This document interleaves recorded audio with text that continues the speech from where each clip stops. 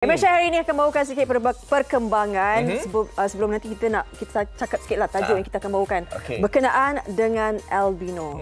Mungkin ada yang ramai dah tahu berkenaan dengan keadaan dan kondisi ini, tetapi kita nak meraihkan bagaimana mereka ini daripada diberikan satu anugerah ataupun kelebihan dan bangkit sedikit demi sedikit untuk meneruskan kehidupan mereka, juga menempa kejayaan. Seperti orang lain juga sebenarnya. Sama saja sebab albino ni, apa yang saya tahu ialah mereka ni susah untuk menghasilkan pigmen. Pigmen ini adalah untuk nak menghasilkan warna di dalam tubuh badan kita. Jadi pastilah warna dalam tubuh badan kita tu merangkumi mata, kulit, rambut dan sebagainya.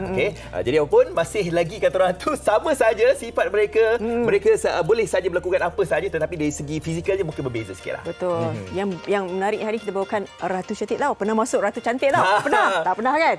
Masuk tapi tak kalah. Tadi kita dah bawakan sedikit berkenaan dengan albino. Kan, apa itu albino? Bukan penyakit, tetapi adalah kondisi. Tapi kita nak mengetahui lebih lanjut lagi, kita kongsikan bersama kalian. Saksikan terlebih dahulu laporan berkenaan dengan ini. Jom.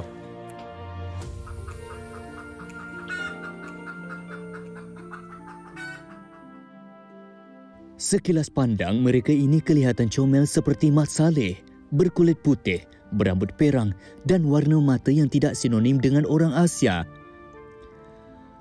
Hakikatnya mereka ini merupakan golongan yang terkesan dari kompilasi genetik yang dibawa oleh kedua ibu bapa yang tidak dapat dilihat dengan mata kasar.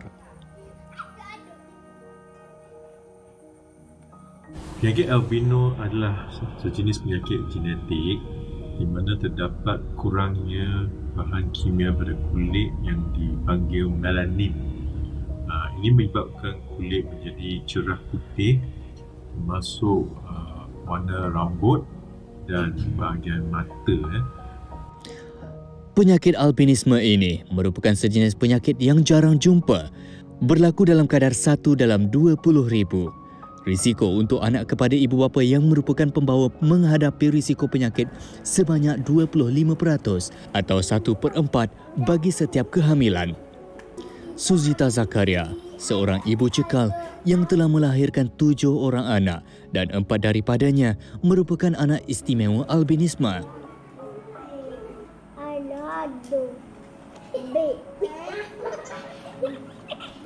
Kini menetap di Pasir Mas, Kelantan, dia sanggup melakukan apa sahaja demi membahagiakan anaknya. Dia memang sebab hari tu pun saya ada tanya doktor kan, maksudnya albino ni jenis keturunan kan, dia kata dok juga, maksudnya darah saya dengan suami ni okey. Tak ada masalah gapo. Saya pun memang tak fasih mana lagi lah pasal albino ni kan. Cuma hak tahunya dia ni memang alih dengan cahaya matahari je lah.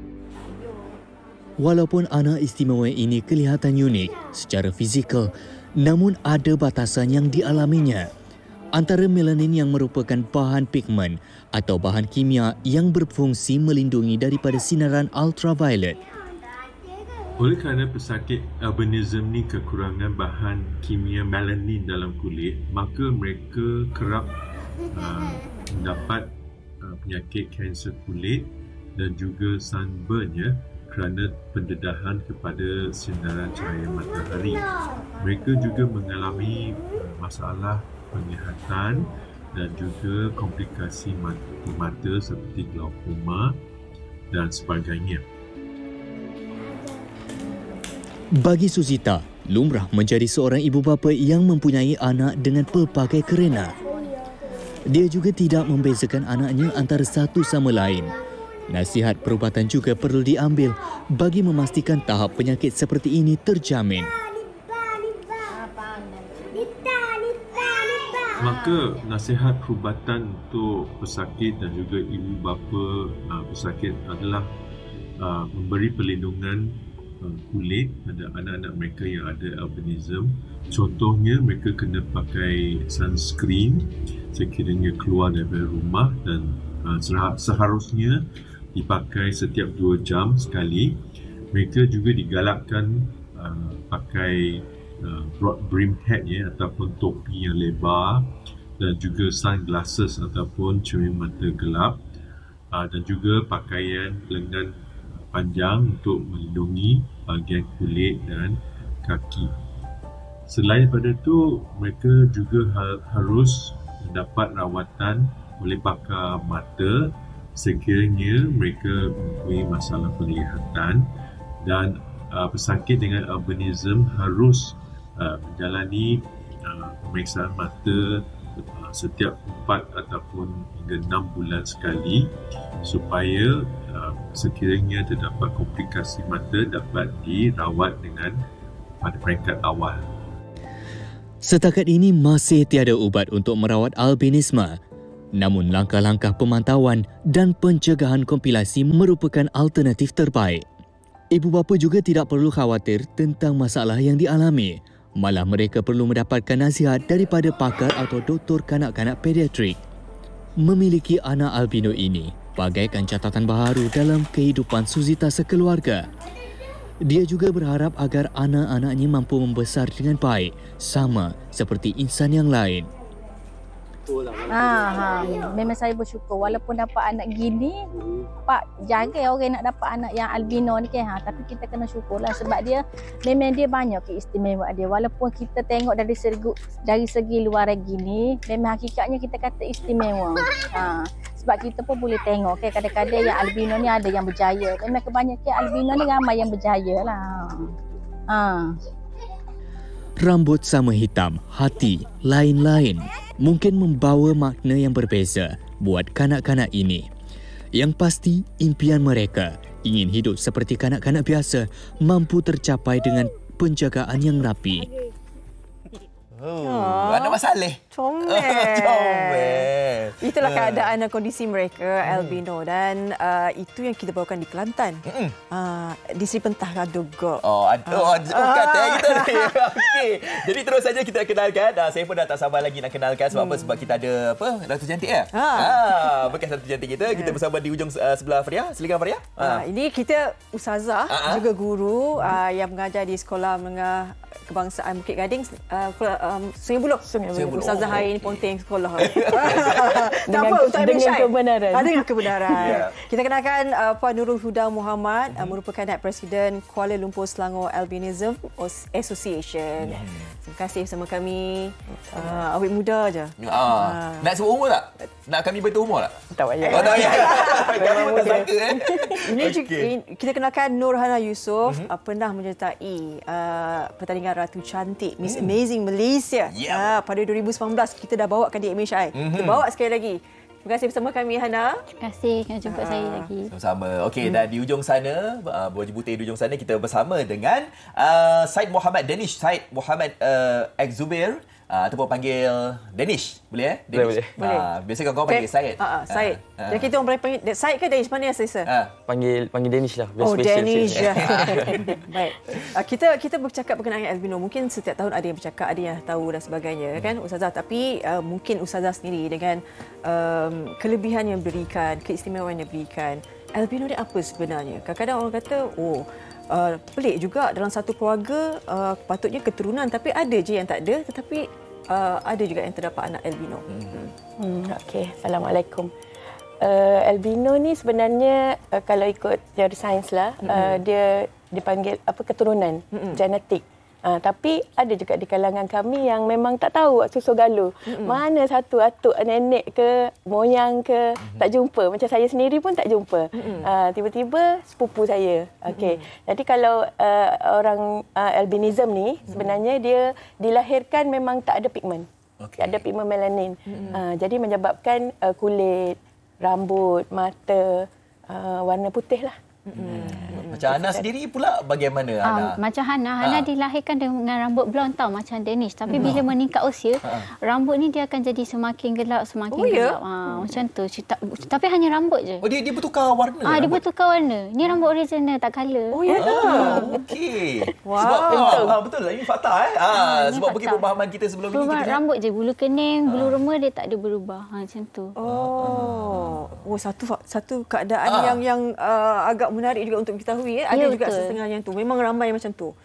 Ke bagaimana? Ada juga albinism yang rambut di color orange. So, tak semestinya albino. Rambut dia blonde. Macam tu lah. Okey, baik. Syed Danish. Danish lah. Adik Danish. Baru berusia 16 tahun. Betul. Okey. Saya nak tanya, bagaimana Danish kalau masa memula sekolah rendah, kan kita tahu kita ni kadang-kadang tahulah kanak-kanak ni kan ada nakal, mentalitinya dan sebagainya. Penerimaan rakan-rakan daripada kecil tu bagaimana? Untuk penerimaan rakan-rakan waktu kecil sekolah rendah tu memang agak susah lah. Bila masuk first mesti budak kan. Sebab budak-budak kan mesti fikir, ni mesti orang putih. Ni orang luar negara. Kita pun bila cakap bahasa Melayu je. Terkejut diorang. Jadi mungkin awal-awal tu diorang tak terdedah lagi, diorang tak tahu apa tu albino. So bila dah meningkat usia, diorang dah terdedah lah, diorang dah ambil tahu pasal apa tu albino semua tu. So bila jumpa je orang albino macam kita orang semua ni, diorang mudah untuk interaksi. So diorang tak adalah jadi macam akut untuk bila jumpa, tak boleh nak jadi tak tahu macam mana nak berinteraksi dengan orang. Maknanya semua penerimaan rakan-rakan tu baiklah respon baik. orang. Pemahaman bagus juga kan bila ada pemahaman tu. Betul. Ini kita lihat banyak ciri-ciri keistimewaan, kelainan, keunikan yang ada kan. Okey, jadi kita bukan saja ada tetamu di studio. Meriah hari ini. Meriah. Tadi kan kita dah duduk kecil-kecil Kelantan. Kecil Kelantan kan. Jadi kita nak bersama dengan Oe kat Kelantan. Kita bersama Okey. Bersama dengan keluarga ayah dan ibu serta anaknya. Kita benarkan Encik Safiq Sazwan Rasuli. Lepas tu ada Puan Nur Fauzana Azman dan juga Umar Faik Sarik Sazwan. Assalamualaikum. Selamat pagi. Waalaikumsalam. Umar, sihat ke? Alhamdulillah. Sihat. Umar tak pergi sekolah ke pagi ni, Umar? Umar masuk lewat pagi ni. Masuk lewat. Dengan kebenaran. Kebenaran jugalah kan. Kita nak tanyalah kepada ibunya. Mungkin boleh kongsikan sikitlah kan pengalaman tatkala melahirkan Umar, sebab kita difahamkan juga ketika proses pertama mengandung itu juga kita pun dapat mengetahui kelahiran ini anaknya adalah anak albino. Jadi mungkin boleh kongsikan kepada kami, Puan. Okey, sebenarnya masa pregnant apa semua memang tak ada masalah apa-apa. Sama semacam mengandung anak pertama, daripada segi alahan apa semua tu sama. Masa kita pergi scan sekalipun memang tak nampak dia ni albino. Tahu-tahu masa lahir tu keluar putih. Putih. Memang kejut lah masa tu. Jadi memang saya ingatkan ketika mengandung dah pun mengetahui tidak ya. Awak anak berapa orang? Seorang. Tambah lagi. Bagi pemahaman mengandung tu macam mana. Baik, saya nak tanya ayah. Okey, bagaimana seorang ayah sebagai ibu bapa kan memberi pemahaman kepada Umar? Apa kondisi yang dilalui itu supaya macam mungkin kadang-kadang diri sendiri pun merasa macam kenapa aku lain daripada orang lain. Jadi bagaimana seorang ayah memberikan pemahaman itu kepada Umar? Sebenarnya saya dah latih dia ni macam daripada kecil lagi. Kita dah bagi tahu dia ni dia seorang yang istimewa. Dan yang paling saya selalu cakap, Allah sayang dia lah. Daripada kecil dia boleh terima benda tu. Bila kita keluar pun ramai yang dia ni macam jadi perhatian kan. Kita layan macam biasa dengan hati terbuka.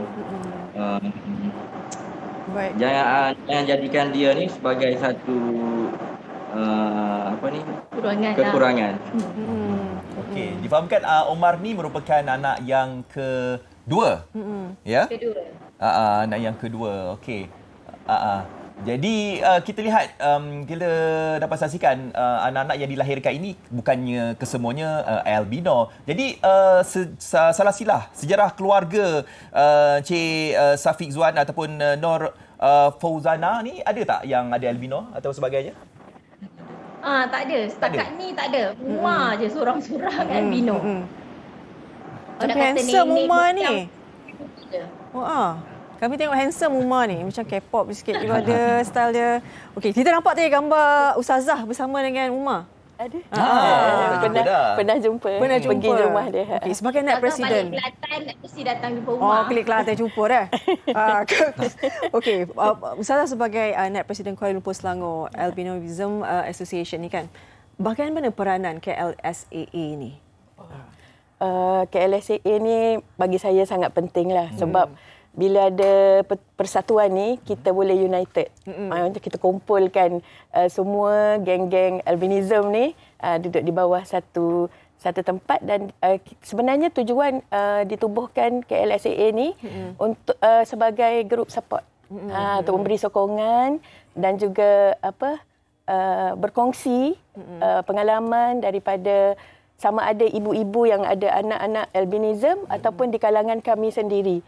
Jadi yang baru-baru masuk ni sekarang ni ibu-ibu muda yang memang macam Fuzana tadi tak ada keturunan, tiba-tiba ada anak. Jadi mereka tak tahu hilang punca macam mana nak jaga. Jadi bila masuk dalam persatuan, kita bincang, tanya kan, macam mana ni nak jaga baby ni. Jadi dalam tu ramai ada ibu-ibu yang dah ada pengalaman. Jadi berkongsilah kat situ. Kita rasa macam kita tak keseorangan, kita rasa kuat. Betul, bila masuk persatuan ni rasa seronok sangat. Satu sokongan yang sangat kuat kan. Betul. Jadi mereka boleh berada dekat sana, boleh berkongsi pelbagai pandangan, idea dan sebagainya, dan juga cara untuk mereka ni nak build satu keyakinan diri berhadapan dengan halayak ramai seperti Hana. Kita nak tahulah bagaimana kata orang tu boleh mendapat satu semangat untuk menyertai pertandingan itu kan. Dan juga saya nak tanya dari segi kondisi kesihatan Hana bagaimana? Dari segi kesihatan, Hana sihat je macam orang lain. Cumanya kita kena berjaga-jaga sikitlah. Kita tak boleh lama sangat berada bawah matahari. Tapi bukan tak boleh berada langsung tau. Cuma kena pakai sunscreen. Walaupun pakai sunscreen tak bolehlah lama sangat. Kena kalau rasa panas kena berteduh macam tu. And kalau keyakinan pula Hana sebenarnya sangat-sangat pemalu tau orang dia.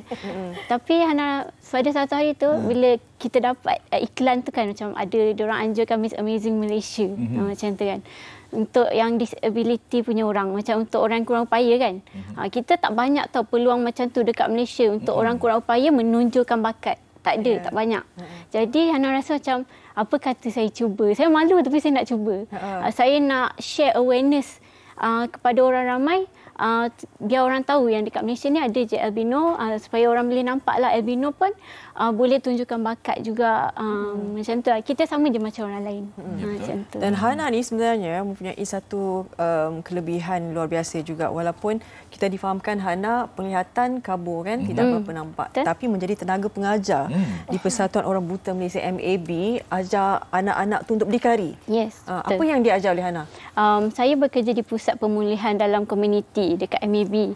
Jadi dekat situ parents-parents yang ada anak cacat penglihatan seawal 3 tahun ataupun paling lewat pun 40 tahun lah. Kita punya daripada 3 tahun sampai 40 tahun boleh hantar ke sana. Jadi bukan untuk cacat penglihatan saja.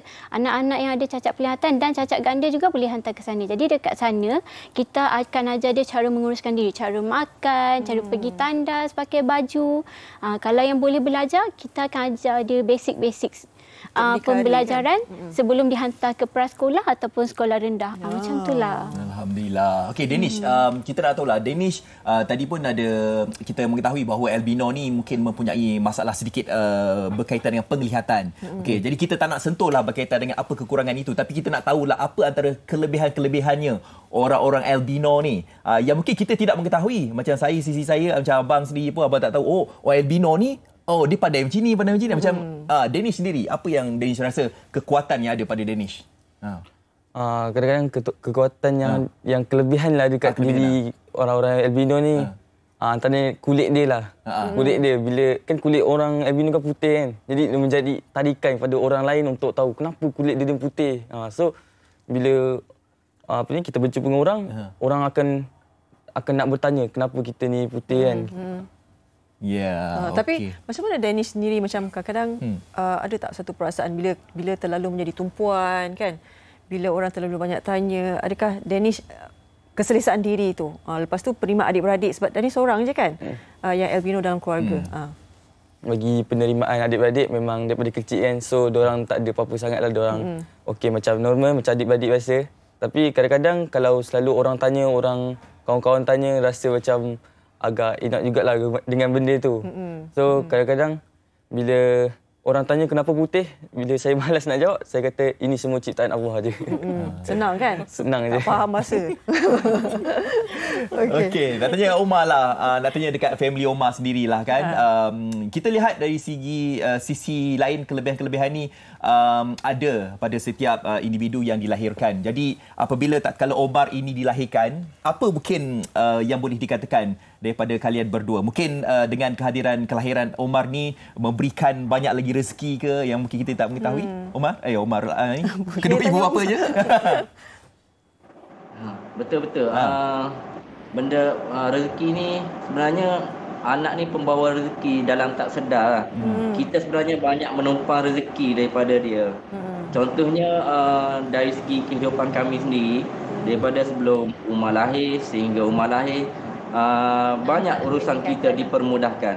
Contohnya dalam segi pekerjaan, kewangan, kita boleh nampak benda tu. Rezeki yang diberikan oleh Allah tu makin bertambah. Mungkin sebab kelahiran Umar lah. Umar. Ya, Umar. Nak dengar suara Umar juga ni. Umar, okey. Umar cita-cita nak jadi apa ni? Besar jadi apa? Tadi apa? Pelukis. Apa dia? Pelukis. Jadi apa? Pelukis. Pelukis. Pelukis. Okey. Dalam apa dia? Hobi dia melukis. Hobi dia melukis. Omar suka lukis gambar apa? Biasa kartun. Biasa lukis gambar apa? Gambar orang ke ataupun ada Kapal contoh terbang lukisan ke? Ada tunjuklah sikit nak tengok. Anti nak tengok. Nak tengok. Ada muka anti ke? Tengok dia lukis gambar apa? Wow. Pemandangan. Ada kambing ke tu? Ada teddy bear. Ada teddy bear. Teddy bear ke monyet tu? Tahu tak, memang dia suka sketch macam ni. Sketch Okey. Lagi saya terlupa nak ambil. Okey. Macam penjagaan untuk Umar ni apa lagi? Masih lagi ada lagi ke? Maknanya pastinya macam kulit pun macam tadi Hana kata tak boleh kena matahari terlalu banyak dan sebagainya. Penjagaan yang teliti lah untuk memastikan sama Umar je ni macam sama je. yang lain macam Danish apa semua. Macam Hana bila kita keluar memang kena pakai sunscreen, kena pakai cermin mata lah. Sebab memang silau lah. So kena make sure dia pakai cermin mata, pakai sunscreen. Ustazah, saya nak tanya, apa mitos tentang albino ni? Mitos. Yang paling terkenal lah. Tapi kat negara kita alhamdulillah tak ada. Biasanya kita dengar dekat negara Afrika lah kan. Dikatakan kalau dilahirkan sebagai albinism ni boleh membawa sial. Kan? Boleh membawa sial dan mereka diburu sampai kadang dibunuh. Kan? Dan ada satu lagi, selain daripada sial tu, macam dukun-dukun ke, bomoh-bomoh ke, mereka sangat suka sebab dia kata adalah satu part dalam badan kita ni mempunyai kuasa ajaib. Jadi itulah mitos. Sebenarnya tak ada apa. Faktanya ada. Faktanya, kalau faktanya saya boleh sebut 5 lah fakta. Yang pertama, kita ni kami dilahirkan dengan tidak ada pigmen. Yang kedua, bila tak ada pigmen, kulit kami jadi cerah. Putih, bukan sahaja kulit, tapi mata, rambut. Kecuali Hana lah. Hana rare. Saya pun dulu tanya juga dia, color ke rambut kan? Dia kata tak. Itulah, sebab kami biasa tengok, yang biasa memang rambut macam Danish lah. Yang ketiga, disebabkan tak ada pigmen juga, penglihatan kami sangat terhad. Memang tak nampak. Tapi, berbezalah di kalangan kami, ada yang terang sikit. Maknanya bukan kata semua sama tak. Ada yang lebih, ada yang boleh memandu. Ada yang boleh memandu, terutamanya kaum lelaki lah. Kalau kita perempuan ni mungkin takut sikit kan. Jadi dan kami sebenarnya tidak memerlukan perubatan. Mata memang tak boleh diubati. Cuma perlukan peralatan lah. Ada yang pakai spek tu okey, macam Danish okey. Kalau saya pakai spek, sebenarnya kalau nak membaca saya lebih selesa buka. Sebab pakai ni hanya untuk tahan silau. Cahaya lampu yang kuat dengan cahaya matahari. Yang keempat, mengikut kata Prof Tong tadi kan, pakar genetik, dia kata risiko untuk mendapat kanser kulit tu ada. Tapi alhamdulillah setakat ni dalam persatuan kami memang tak ada lagi kan. Belum ada sebab kita kena jagalah bila nak keluar pakai sunscreen. Lebihlah daripada orang biasa. Orang biasa pun kena pakai kan. Jadi kami jangan dedahkan diri bawah cahaya matahari lama-lama. Tapi saya kadang suka juga hari-hari sukan kan. Duduk di pantai. Pantai. Memang kalau pantai tu lagi cepat. Pantai tu tempat nombor 1 kita orang kena kalau boleh kan. Lagi sebab cepat. Air laut kena cari matahari. Bila kita kena panas, tiba kita pergi basuh muka. Macam apa panggil? Udang kena bakar. Kalau dulu nenek selalu cakap macam udang kena bakar. Tu bila dia dah panas dia akan menggelembung. Akibat dia sakit. Seminggu jugalah nak cover balik. Sakit lepas tu menggelupas. Okey, yang terakhir yang kelima yang boleh saya katakan, albinism ni bukan hanya kepada manusia, tetapi juga kepada haiwan dan juga kepada tumbuh-tumbuhan. Kan kalau pergi zoo nampak buaya putih kan. Jadi sebenarnya term albino ni kalau dalam persidangan dekat Paris satu yang dihadiri oleh presiden kami telah memutuskan bahawa kalau untuk orang kita panggil albinism. People with albinism. PWA. Jadi kalau bahasa Melayunya orang dengan albinism lah. Jadi kalau albino ni lebih kepada selain daripada orang. Lebih polite lah, lebih sopan kan. Itulah antara faktanya. Baik. Sikit daripada Hana. Hana mungkin ada sikit kata-kata kan kepada orang di luar sana, mungkin ada yang ada kondisi ini, mungkin ibu-ibu muda kan, bagaimana untuk meningkatkan keyakinan diri itu? Pesanan saya untuk macam kalau orang yang ada albinism ni, kita untuk memulakan nak buat sesuatu yang baru tu memang kita rasa kadang-kadang kita tak boleh tahu, tapi bila kita dah cuba tu dia punya kepuasan tu, saya boleh rupanya buat benda ni, jadi dia akan membuatkan kita nak buat lagi. Jadi kita kena mulakan langkah tu walaupun kita rasa kita tak boleh. Macam tu. Okey, Danish, sikit Danish. Kata-kata Danish, silakan. Kata-kata saya selalunya ni general lah, bukan untuk orang-orang yang ada albinism, yang untuk orang-orang yang ada masyarakat seluruh untuk masyarakat lah. Kadang-kadang kita rasa benda tu susah, kita kena ingat firman Allah dalam Quran, inna ma'al usri yusra wa inna ma'al usri yusra. Setiap kesusahan akan disusuli dengan kebaikan. Jadi apa-apa yang kita rasa susah, kita kena tawakal, usaha, insya-Allah Allah akan kasihkan kesenangan dan kemudahan tu. InsyaAllah. Amin. Kita harapkan semualah orang seperti Danish ni. Okey, yang terakhir, Omar. Silakan, mungkin ada kata-kata sesuatu yang mungkin boleh dikatakan tentang albinism ni, silakan. Ibu atau ayah? Ibu atau ayahnya. Apa ni kata-kata saya daripada saya, harapan saya lah dengan adanya rancangan macam ni, pendedahan macam ni, ramai yang akan tahu berkenaan albino ni. Dan jadi, tak anggap albino ni sebagai pelik lah. Menganggap mereka ni adalah unik ciptaan Allah. Allah yang anugerahkan dan dengan izin Allah berlakunya semua ni. Kami memang harap Umar dapat berdikari, dapat berjaya macam ahli-ahli persatuan kami. Salah satu kita persatuan lah. Amin. Sebab dalam persatuan ni Umar boleh tengok ahli-ahli yang lain. Ramai yang itu pentingnya. Betul. Kita doakan Omar jadi pelukis yang terkenal suatu hari nanti, insya-Allah. Amin. Terima kasih banyak-banyak. Terima kasih juga kepada Ustazah Nurul Huda, kepada Nurhana, kepada Said Danish. Terima kasih. Seperti mana yang dikatakan tadi kan, maknanya begitu pentingnya sistem sokongan yang cukup kuat yang dibawa oleh KLSAA ini. Apapun sekiranya kalian perlukan, mungkin ada ibu bapa yang baru kan, ada kelahiran baru albinism ini, boleh terus ke KLSAA kan. Betul. Kita ada IG KLSAA dan kita juga ada Facebook group. Okey, sebab penting untuk kita buat ada support system kan daripada mereka semua. Okey.